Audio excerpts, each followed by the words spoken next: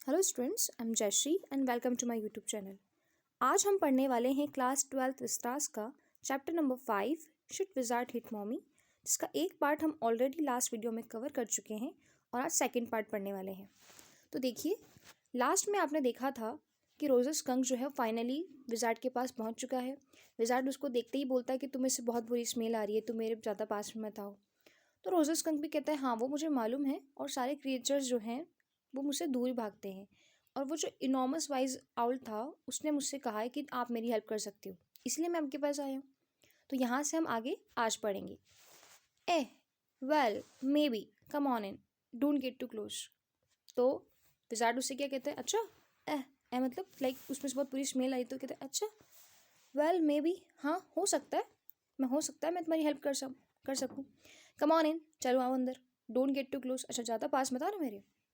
Now inside Joe, there were all these magic things, all jumbled together in a big dusty heap, because the wizard did not have any cleaning lady.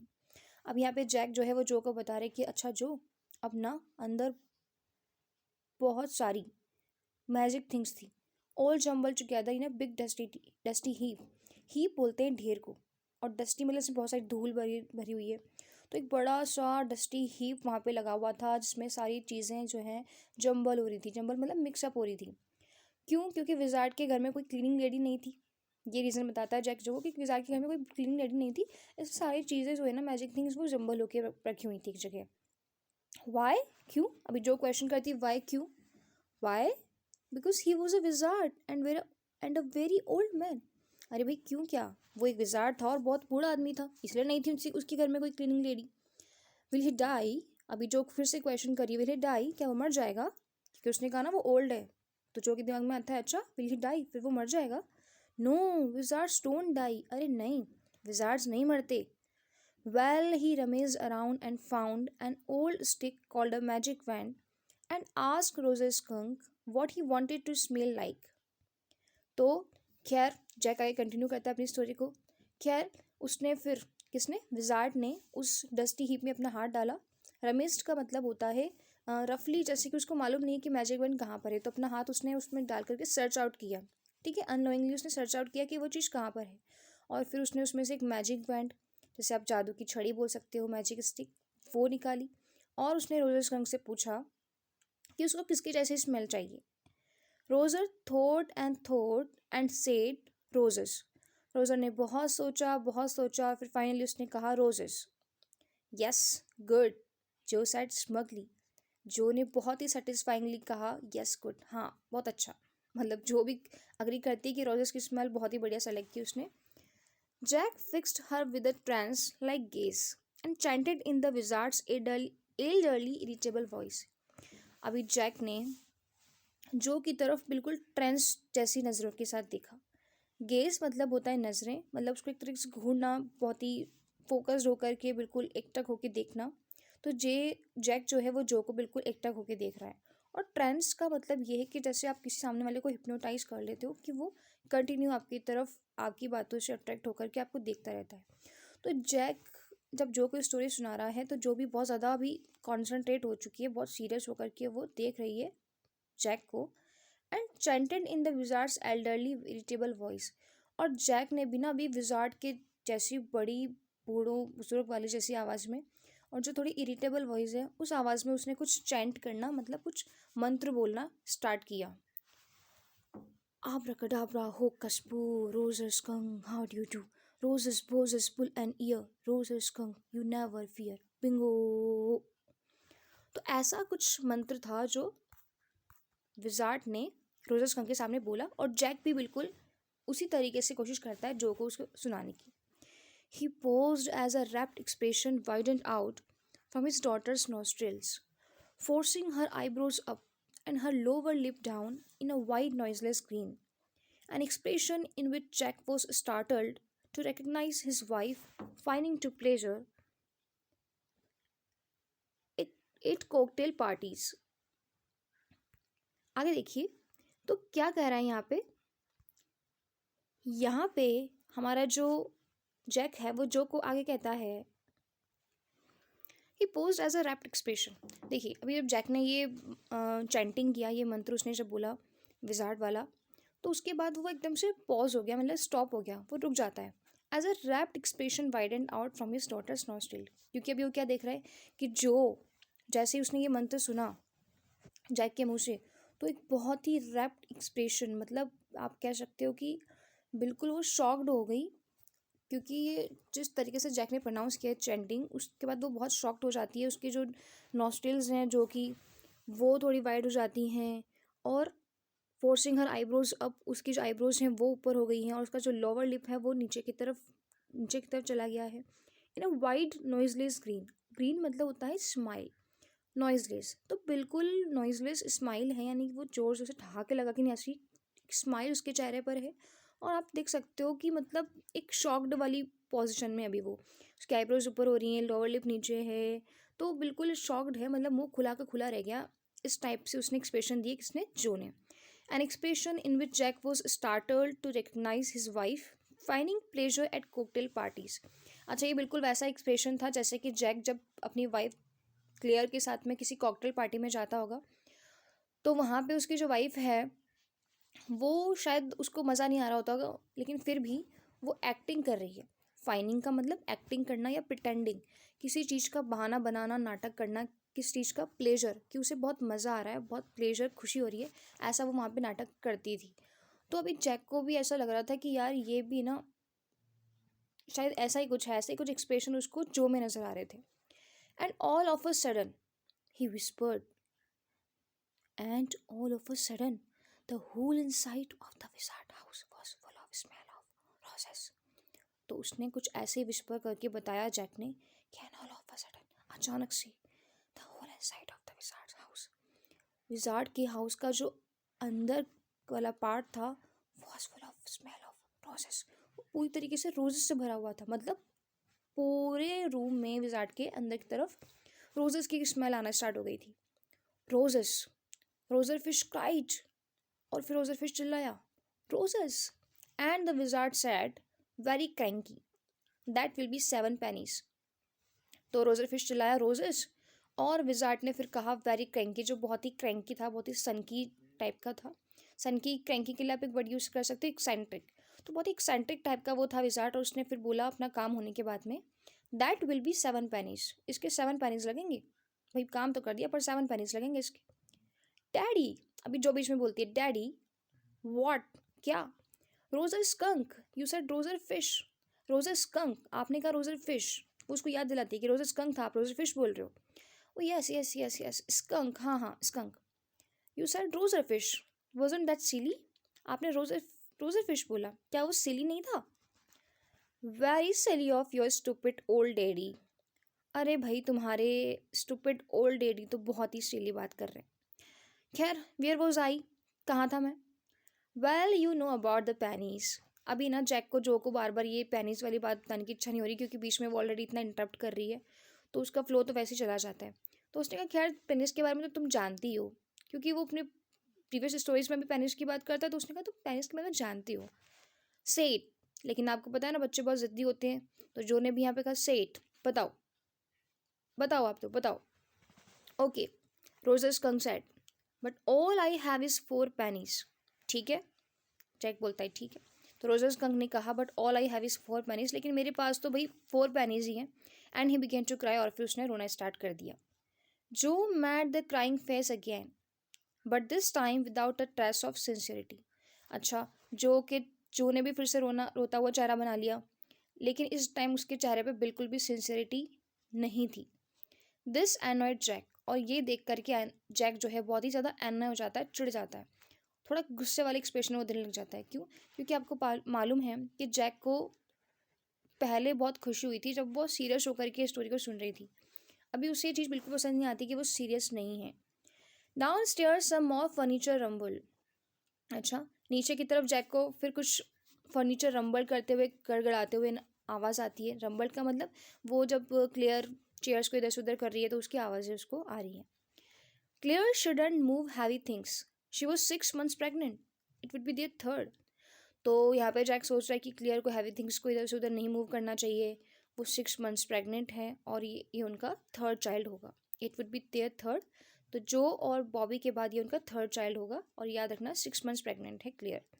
So the wizard said, oh very well, go to the end of the land and turn around 3 times and look down the magic well and there you will find 3 pennies। तो जैसे कि wizard उसको बता भी देता है कि extra pennies आपको कहाँ से लानी है।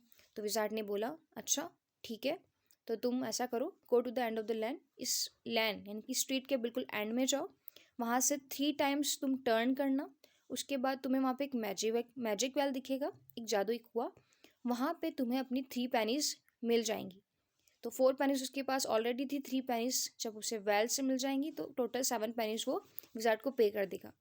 हरी अब जल्दी करो, विजार्ड बोलता है रोजर स्कंक से, हरी अब जल्दी करो। So Roger Skunk went to the end of the land and turn around 3 times and there in the magic well were 3 pennies.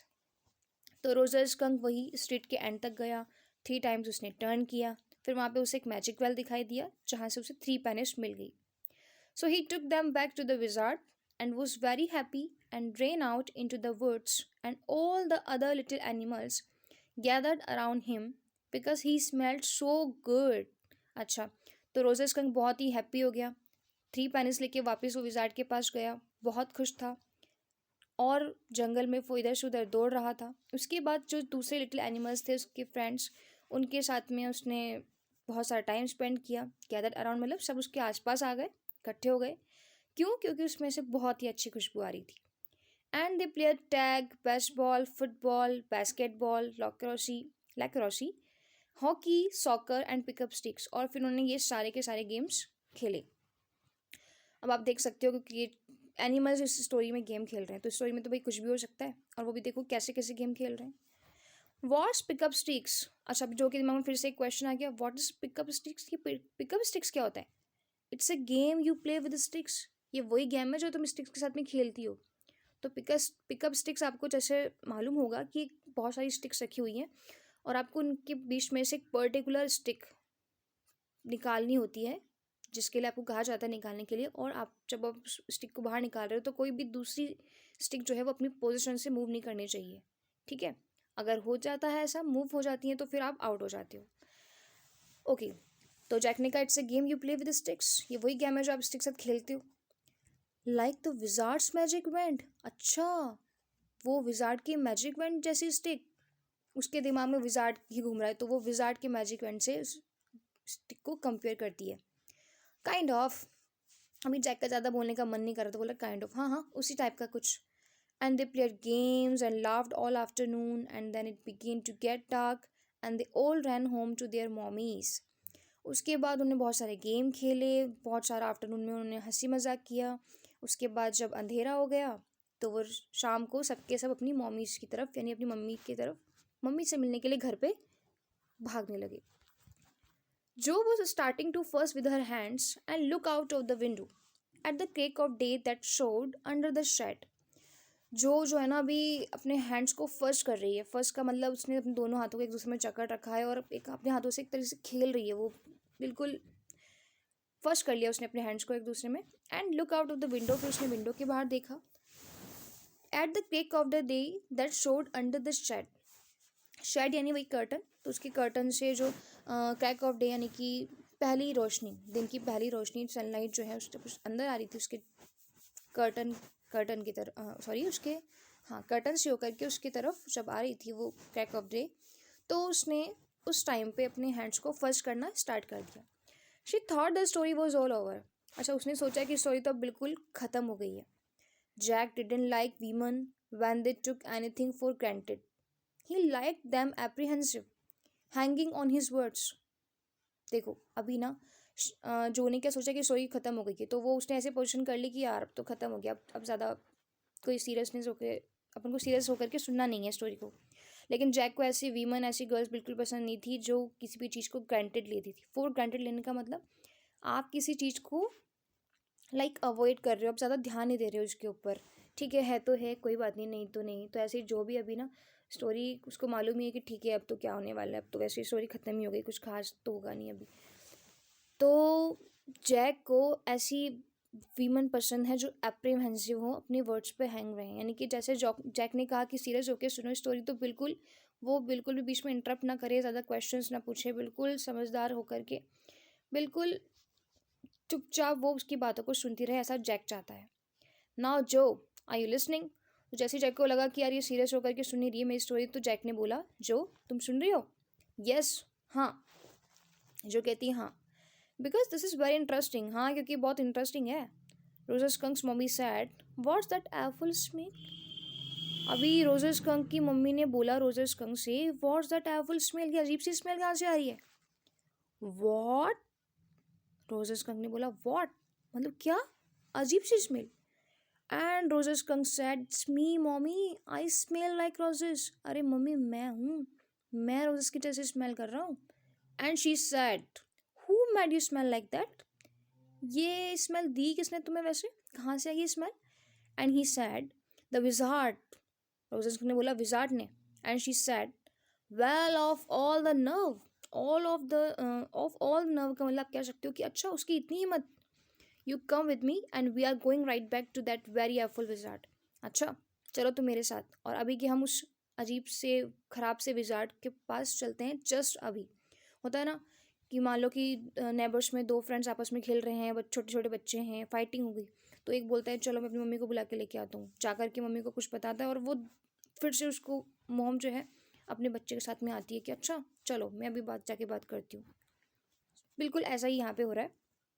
तो उसने कहा ठीक है चलो अभी कभी उस विजार्ड के पास। जो सेटअप, अब ये सुन करके जो है बिल्कुल सीधे होकर के बैठ गई बेड पे, her hands dabbling in the air with genuine fright. उसके हाथ जो हैं बिल्कुल जेन्युइन यानी रियल, फ्राइट यानी कि डर, एक रियल डर के तरह से, रियल डर की वजह से उसके हाथ जो हैं हवा में मूव कर रहे थे। डैबलिंग का मतलब मूव करना, अपने हैंड्स हिला रही थी डर की वजह से। But daddy, then he said about the other little animals run away. लेकिन डैडी मतलब वो कह रही है कि आगे वो ऐसा प्रेडिक्ट कर रही है, इमेजिन कर रही है कि अब पापा ऐसा बोलेंगे, उस स्टोरी में ऐसा होगा। तो उसने कहा लेकिन डैडी, फिर उसने कहा कि सारे के सारे लिटिल एनिमल्स रन अवे, मतलब जो रोजर स्कंक है वो अपनी मम्मी से बोलेगा कि मम्मी आप मुझे विसार्ड के पास लेके तो जा रहे हो, लेकिन सारे जो दूसरे एनिमल्स हैं ना वो मुझसे दूर भागते हैं। Her hands scattered of into the under brush. Under brush होता है जनरली कोई प्लांट है उसके नीचे जो वीड सूख जाती हैं, या अंडर ब्रश झाड़ियों को भी बोलते हैं। तो छोटे छोटे प्लांट्स वगैरह जो शायद अभी जो के पास में विंडो पे या आसपास कहीं पे कोई पॉट रखा हुआ है जिसमें छोटा सा प्लांट है और वहाँ अंडर ब्रश है, तो वहीं पे उसका हाथ जो है बात करते करते लग जाता है। तो स्कीटर ऑफ का मतलब हो गया ऐसी बात करते करते उसका हाथ वहाँ पे लग गया और वो अंडर ब्रश मूव करना स्टार्ट कर देती है। All right he said, but mommy all the other little animals run away. Jack ने बोला ऑल राइट ठीक है, but mommy all the other little animals run away. क्या कहा रोजेस कंग ने, क्या बोला? लेकिन रोजेस कंग ने बोला अपनी मम्मी से, लेकिन मम्मी सारे लिटिल एनिमल्स से दूर भाग जाते हैं। जब जो ने ये कहा ना कि ऐसा बोलना चाहिए, तो उसने कहा कि ठीक है चलो ऐसे ही बोलता हूँ।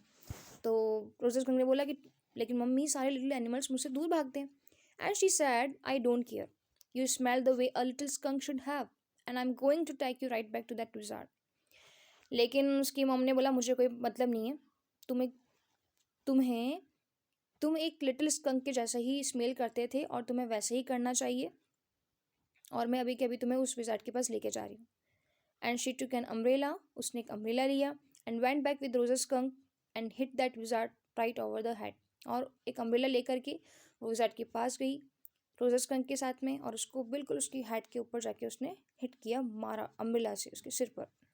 नो, जो सैड, जो को ये अच्छा नहीं लगता, ये वाली बात जो भी जैक ने कही वो उसको अच्छी नहीं लगती कि विजार्ड को जाकर के रोजेस स्कंक की मॉम मार रही है।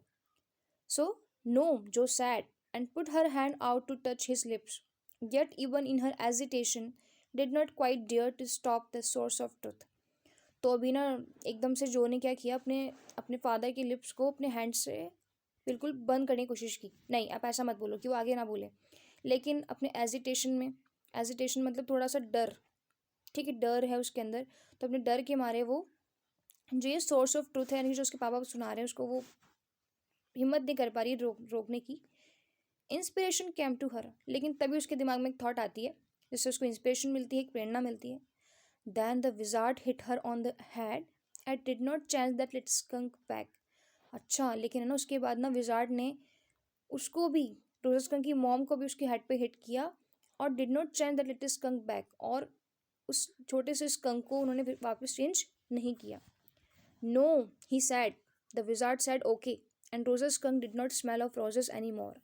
नो, ही सैड, उसने कहा नहीं ऐसा नहीं हुआ. The wizard said okay, wizard ने बोला okay and Roses Skunk did not smell of roses any more, और अब रोजेस स्कंक में से रोजेस की स्मेल नहीं आती थी. ही स्मेल्ड वेरी बैड अगेन, उसमें से फिर से वही पहले वाली बहुत बुरी बदबू आती थी. बट द अदर लिटिल ओह, देखा छोटे बच्चे इस तरीके से करते हैं जब रूठ जाते हैं, तो वैसे ही कुछ रोजेस स्कंक भी कर रहा है अभी. तो उसने कहा लेकिन दूसरे एनिमल्स हैं, मतलब मुझसे दूर भागते हैं वो. John, it's daddy story, shall daddy not tell you any more stories. तो यहाँ पे मतलब जो ने जब ऐसा करके बताया, ठीक है, रोजेस कंग नहीं, जो ने ऐसा किया कि लेकिन दूसरे एनिमल्स उससे दूर भागते हैं ना. तो जोनी, जैक बोलता है जॉनी, ये जो का फुल नेम है जो हमें यहाँ पे दिया गया है. Johnny, it's daddies story. Johnny ये पापा की स्टोरी है. क्या तुम चाहती हो पापा तुम्हें आगे और स्टोरी नहीं सुनाए? Her broad face looked at him through sifted light astounded. उनका जो ब्रॉड फेस था, किसका? जैक का. उन्होंने देखो sorry, her broad face looked at him through sifted light astounded. Jo ने अपने ब्रॉड फेस से फादर की तरफ देखा. सिफ्टेड लाइट मतलब वही जो धूप अभी छन के आ रही है ब्राइटनेस के साथ में, उस रोशनी के बीच में से उसने अपने फादर की तरफ देखा. अस्टाउंडेड मतलब कि एस्टोनिश्ड, शॉक्ड, शॉक होकर के. This is what happened then.